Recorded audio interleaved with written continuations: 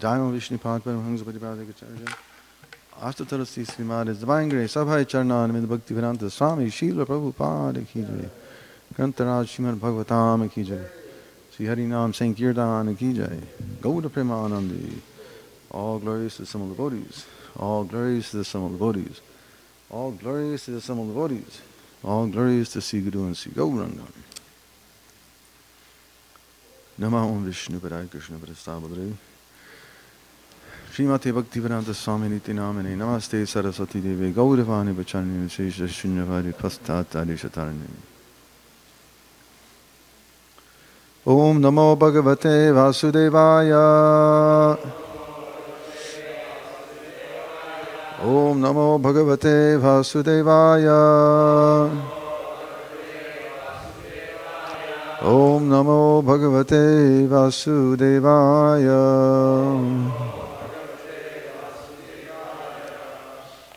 Reading from Srimad Bhagavatam, 3rd Canto, Chapter 5, entitled Vidura Talks with Maitreya. Text number 33. Kala mayang sajogena. Kala mayang sajogena. Bhagavad Vikshitam Nabha.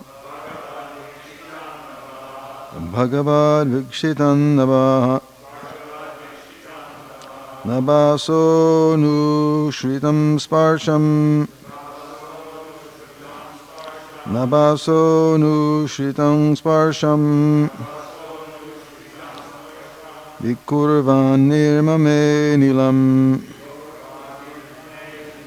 Vikurvan nirmame nilam. Kalamayang sajogena. Bhagavad Vikshitang Nava. Nabaso nushritam sparsham.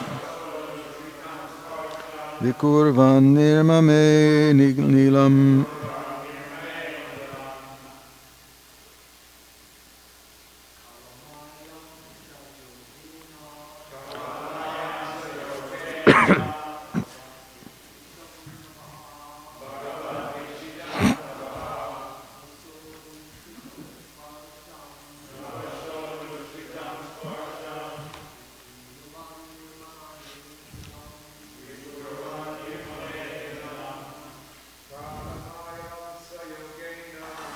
Kalamayang sanjogena. Bhagavad Vikshitang Navaha. Navaso nishritam sparsham. Vikurvan nirmame nilam.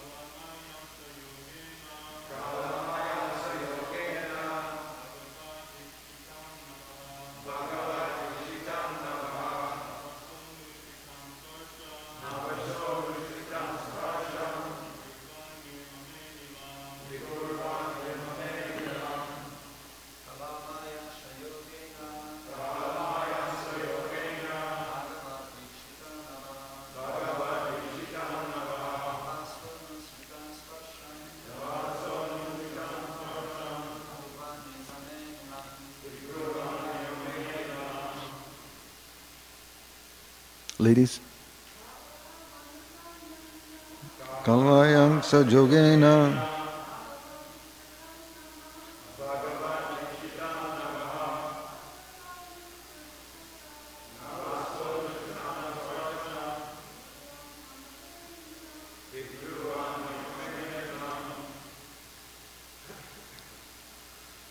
Kala, time. Maya, external energy. Angsajogena, partly mixed. Bhagavat, the personality of Godhead. Vikshitam, glanced over. Nabha, the sky. Nabhasak, from the sky. Anushritam, being so contacted. Sparsham, touch. Vikurvat, being transformed. Nirmame, was created. Anilam, the air. Translation and purport by His Divine Grace Srila Sri Bhaktivedanta Swami Prabhupada Ki Jai. Thereafter, the Personality of Godhead glanced over the sky, partly mixed with eternal time and external energy, and thus developed the touch sensation.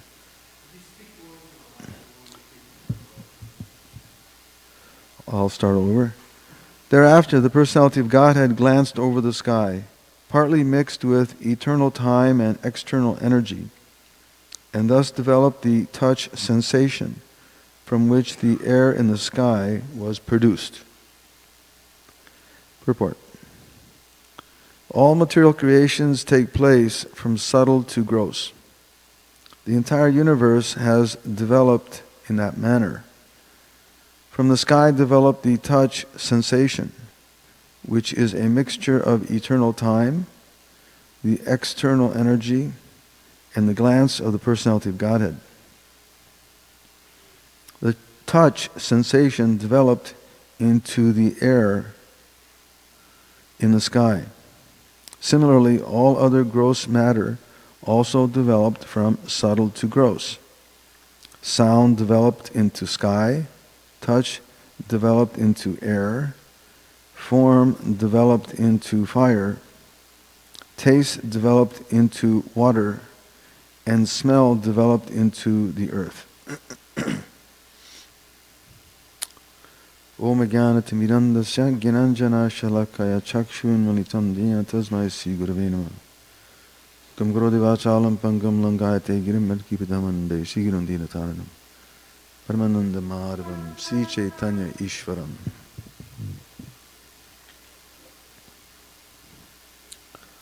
Translation again. Thereafter, the Personality of Godhead glanced over the sky, partly mixed with eternal time and external energy, and thus developed the touch sensation from which the air in the sky was produced.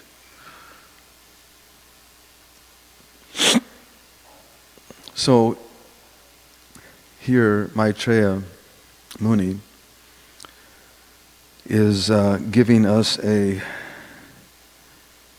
precursor to the Sankhya, a philosophy of Devahuti Kapila, which is going to be discussed in some following chapters, Understanding Material Nature. There's a very beautiful chapter in which Kapila Muni, the son of Devahuti, gives us the Sankhya philosophy. Kapila is the original progenitor of that teaching, the analytical study of material nature. The scientists, of course, are trying to do their best to understand the material nature, and but unfortunately their conclusion is wrong. There's also another Kapila, atheist Kapila, who also propounded a Sankhya teaching. And his conclusion was that the material elements are all ultimately produced by an impersonal understanding, that the conclusion is that there's no source, there's no cause of all causes, as we understand in Devahuti Kapila's Sankhya presentation, Sarva Karana Karanam. He describes not only the material creation, the atheist can't get beyond the material creation, but he describes the material creation as well as the spiritual world, both the material and spiritual world. And only those who are foolish or blinded, as Krishna says in Bhagavad Gita, Mayaya Vritta Jnana, they may be very intelligent and they try to understand how things are happening. There's maybe some kind of sequence to things. It happened like this and it happened like that, but they don't understand how it all began. We understand in that the Supreme Lord, that not only is the Sarva Karana Karanam, the cause of all causes, but he's also the first progenitor and first person. This is a very important principle, as Prabhupada points out here in the purport, that all material creations take place from subtle to gross. And he goes on to explain that all of this, the development of the subtle and gross elements, is ultimately initiated by the glance of the personality of Godhead. The Lord glances over the Pradhan. It's entered. He enters in the form of time, and the living entity, it becomes Mahatattva. And then it becomes differentiated. Prior to that, it's not differentiated. It's simply Pradhan. The different elements and elements of creation are there. But there's no distinction. But when the Lord enters, and as Prabhupada points out here, it takes a place from subtle to gross. The entire universe has developed in that manner. From the sky developed the touch sensation, and then he goes on further to explain how touch developed into air, and form developed into fire, taste developed into water, and smell developed into earth. So it goes from subtle to a more gross platform. And the teaching that we understand from Lord Kapila is that all of this is initiated or begun by the glance of the personality of Godhead. And Srila Prabhupada comments that there's no ambiguity there. There's no maybe this or maybe there's no cheating idea, but this is accepted by those who are counted upon to give their good opinion. It's a very interesting comment that Srila Prabhupada points out, that this is accepted by those who are counted upon to give their good opinion. Right? In the material world, everybody wants to give their opinion. There's no shortage of opinionated people. Everyone has a different idea, understanding. That's okay. We're all individuals. That is for sure. But we understand from Vedic knowledge that ultimately it has to be given by the learned. The opinion of the learned is most valuable.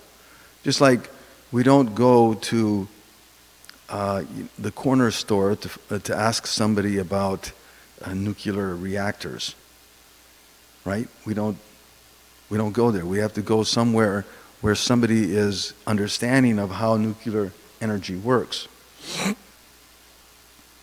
So similarly, in order to understand how the creation is functioning, how it was created and how it's developing, one has to hear from those who are counted upon to give a good opinion, and that would be the Brahminical class. Unfortunately, in the world nowadays, in the present situation, there are no such learned persons. Instead, they're ruled by their senses, or they're guided by their speculations, and there's no a clear understanding. As a result, it's simply cheating ideas, unfortunately. But when one hears from the proper source, then it becomes very, very clear and understandable. Queen Kunti, she prays like that also to Lord Krishna in prayers to the Lord. She states, He Dante Tava Vikshatai. She says that but due to your glance over everything, everything flourishes in all respects. Due to the Lord's glancing, everything prospers. So we can understand that that without the Lord's sanction, nothing can happen. The Lord is so merciful that by His glance, everything flourishes. The earth, the herbs, the minerals, the creation functions nicely. Society is peaceful and productive. And this is all due to the mercy of the Lord. And that idea, of course, is absent in the atheistic idea. They analyze the material creation, and they try to get it down to its smallest denominator. But to accept that there's someone that initiated all of it, it's a great obstacle. It's just too difficult to accept. Because again, Krishna says in Bhagavad Gita, Maya Prityagyana, they become illusioned, thinking that they can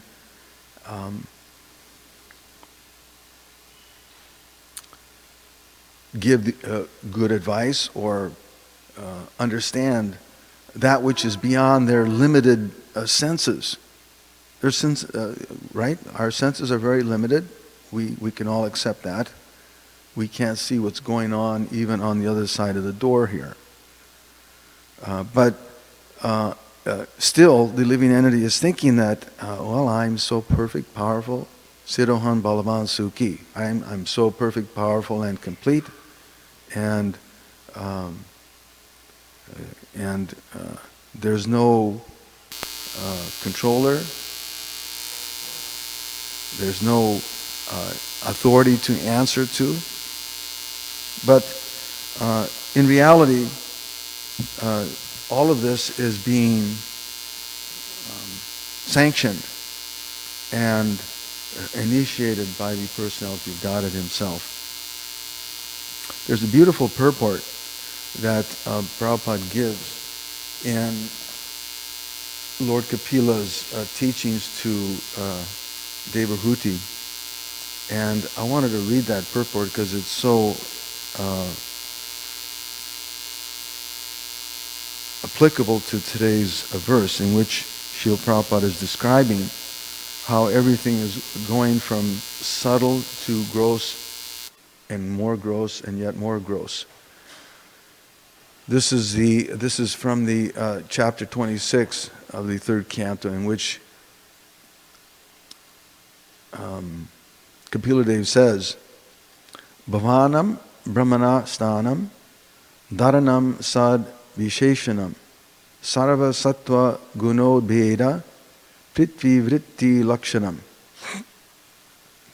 Translation. The characteristics of the functions of earth can be perceived by modeling forms of the Supreme Brahman, by constructing places of residence, by preparing pots to contain water, etc. In other words, the earth is the place of sustenance for all elements. The purport is very, very interesting because Srila Prabhupada ends today's purport by describing how everything ultimately comes to the element of earth. Everything is contained within that element. Purport. Different elements, such as sound, sky, air, fire, and water, can be perceived in the earth. Another feature of the earth especially mentioned here is that earth can manifest different forms of the Supreme Personality of Godhead. By this statement of Kapila's, it is confirmed that the Supreme Personality of Godhead, Brahman, has innumerable forms which are described in the scriptures. This is, again, very important because, again, the atheistic idea is that the absolute or the, at least their idea of absolute, is impersonal. But here Srila Prabhupada is pointing out that it's exactly the opposite. Has innumerable forms, which are described in the scriptures. By manipulation of earth and its products, such as stone, wood, and jewels, these forms of the Supreme Lord can be present before our eyes. When a form of Lord Krishna or Lord Vishnu is manifested by presentation of a statue made of earth, it is not imaginary. The earth gives shape to the Lord's forms as described in the scriptures. In the Brahma Samhita, of course, there's beautiful verses. Ishvarak Paramakrishna Satchit Ananda Vigraha. They are not imaginary, as the Mayavad philosophy says. Sometimes the word bhavana is misinterpreted as imagination. But bhavana does not mean imagination. It means giving actual shape to the description of Vedic literature. Earth is the ultimate transformation of all living entities and their respective modes of material nature. So here Srila Prabhupada is pointing out that that final stage where everything is contained within earth gives way to proving how it gives way to form, but it gives way to showing how the Absolute has a form. Instead of it becoming just imaginary or it's negated in some way, it's quite the opposite. The creation is such that, and it's so systematic that it shows how how initiated by the personality of God Himself, it goes from subtler energies to the grossest of earth, and in that earth is form, which gives rise to understanding how the Absolute has form. Everything is contained within that earth, just as everything is contained within the Supreme Lord, who has form. So it's really a very interesting presentation or observation that Srila Prabhupada gives here. There's no ambiguity, there's no misunderstanding, there's no, it's not just theory. And it's quite clear, there's no cheating ideas behind it. But it's quite clear, and again, as Prabhupada comments, that this is accepted by those whose opinion is counted upon. A society needs persons who are going to be giving the right opinion, the valued guidance that has to be there in order for society to function properly. without that head, society is a big mess, as we see in the present world. Because there's no heads, there's no clarity, there's no guidance, and people are engaged in so many dark and terrible activities. So,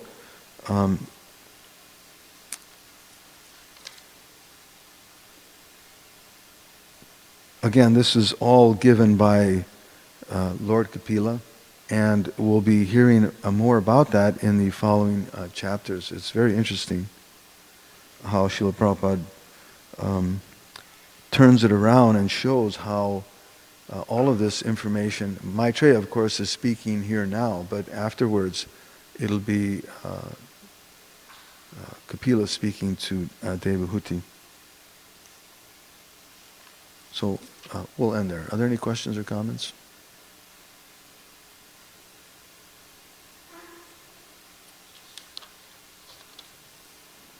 Yes, Prabhu.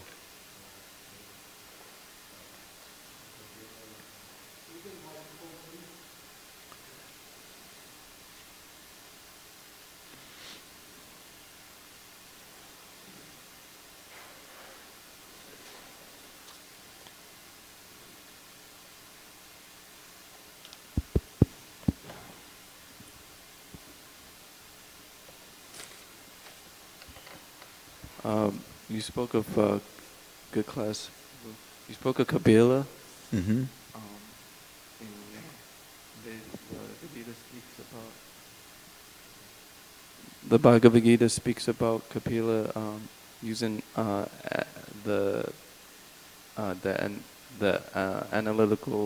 Analytical study, yes, as Sankhya philosophy. as a way to attaining Godhead. Yes. How did he use this in the class that you spoke? How did he analytical studies, from what I understand, is from using the outside Yes. objects to Yes. eventually come to the conclusion that the Godhead is the personality of Godhead is the attainment of life. Yes.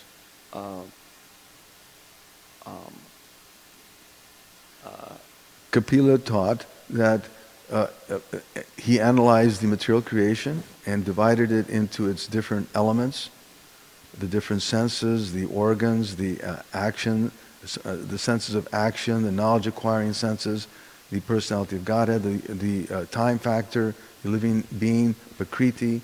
He divides or he consolidates all of that into 24 elements, and in that way he analyzes the material creation, how it's functioning. The one element that's missing in modern science is the personality of Godhead's glance, and this is what differentiates Devahuti Kapila from the atheist Kapila. Thank you. Thank you for the answer. Actually, the sixth chapter in Bhagavad Gita used to be called, I think, Sankhya philosophy, right? If I'm not mistaken. The chapter used to be titled Sankhya philosophy. There's a different title to it. But in the sixth chapter, Bhagavad Gita, there's the analytical understanding again of the living being, the senses, and it breaks down the material nature. Abel, thank you so much. Hare Krishna. Hare Krishna. How would you engage an atheist person in devotional service and someone that see God as impersonalism, like we can see in the Muslim community, which is like forbidden to put a picture on the face of God? How would you like involve those person into Bhakti Yoga? Well, Srila Prabhupada's given, the question was, how do you engage persons, atheists, in devotional service? And bring them to the point of understanding how God, the Absolute Truth, is a person and who has a face. So, Srila Prabhupada has given us many different processes. He's given us many tools, I should say. He's given us his books, which people can, those who may have the acumen to read and understand. He's given us a deity worship, so that there's an understanding there that God can have a form and that He's beautiful. He's given us the holy name. How the Lord, because He's absolute, can be in all of these elements. So how to encourage somebody? Well, you try and give them something that will appeal to them. Some people find it difficult to understand how God can be a person. Okay, that's fine. Then give them the holy name, or give them some prasadam, sanctified foodstuff, and they'll become purified. Or some can't understand how calling out or praying to God can manifest the Lord in your heart. But that's okay. Then you give them some another aspect of Krishna consciousness. So there's actually a lot of tools that Srila Prabhupada has given us. That would be my answer. I would try to engage them in something that attracts them, whether it be the holy name, or prasadam, or philosophy, or dancing, or there's so many things that we can utilize. But it's all individual. It's not a across the board thing. It just depends on the individual and your ability to communicate with that person. That would be my answer. So, Prabhu. Thank you very much for a nice class. I think another thing about the impersonal situation, Prabhupada has said many times that they're the biggest offenders to the Supreme Personality of Godhead, and because of their impersonal understanding. And basically with these individuals, it's very difficult to convince them. So basically we just have to ask them, you could take some prasadam or chant Hare Krishna, because for them, they're seriously condemned by their offenses to Krishna and how they see the Supreme Person. So, very difficult situation in terms of the impersonalists. They're the greatest offenders. Atheists are, they don't, they're, like Savas is saying, they are great offenders. So we have to use our intelligence and try to give them something that engages them in some agyata sukriti, some activity which is unknown, unbeknownst to them, but they've just done something that's devotional. They might not know anything or want anything, but somehow or other, even like when the devotees go out on Sankirtan, just so that just a person who can see or touch one of these transcendental literatures makes some agyata sukriti. They've made some spiritual advancement. And sometime, someplace, it may happen again. Sometime down the road, they may get another opportunity. So we're careful not to agitate their mind, as Krishna says in Bhagavad Gita, but we also have to be very intelligent and try to engage them. in the most. I remember we used to go. We were doing airport distribution, and I'm sure devotees do this in other places. But sometimes you'd approach a person just out of the blue. They'd be. You try to give them a book, and no, I'm not interested. Well, can you do me a favor? I'm just trying to get some change for a bill. And they end up giving you some change for a bill. So just that little bit of service to the devotee is a start for them. Oh, can you hold this for me while I'm looking at my bag?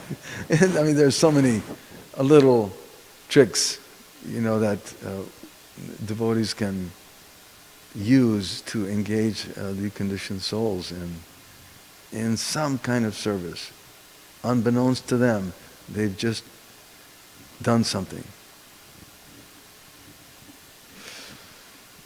Alrighty, we'll end there. Hare Krishna. Srila Prabhupada ki jai.